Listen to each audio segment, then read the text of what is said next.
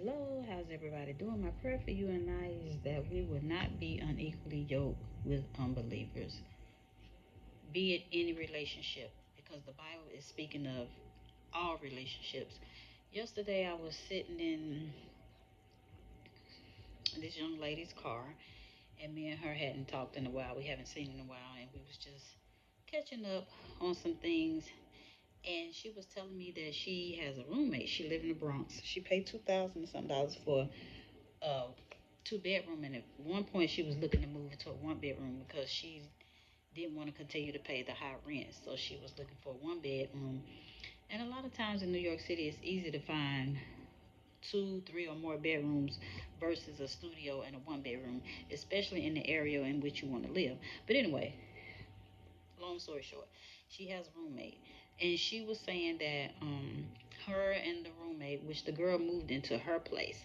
This is not a place they got together. The girl moved into her place, but her and the roommate agreed not to bring men into the apartment. And she told me she noticed when she got home, like almost 1 o'clock in the morning, she noticed her roommate boyfriend car was parked outside. So she said she didn't say nothing. She said around 5 o'clock in the morning, close to 5 o'clock, she heard them having sex. And she said that really disturbed her. That bothered her. She didn't like it. But she said she still didn't speak to her about it or didn't say anything to her about it. Listen, I want to encourage you with this.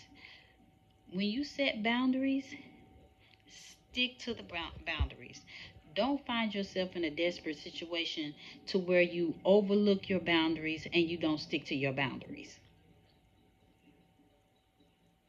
The Bible does tells us not to be unequally yoked with unbelievers. Just because a person is saved, that does not mean that they believe.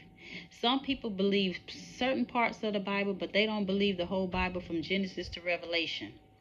Some people think that they can be saved and fornicate. Some people think they can be saved and go to the club. Some people think they can be saved and continue to live a life of sin. But the devil is a liar. And if you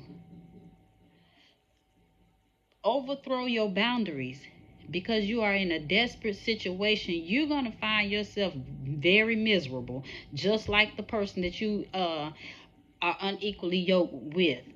Those people that are think that they can live one way and be saved, those people are miserable.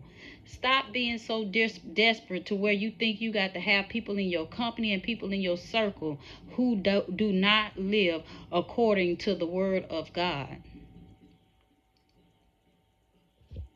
That's all I have to say. Stop being so desperate for a man. Stop being so desperate for a woman. Stop being so desperate for friends. Stop being so desperate for help.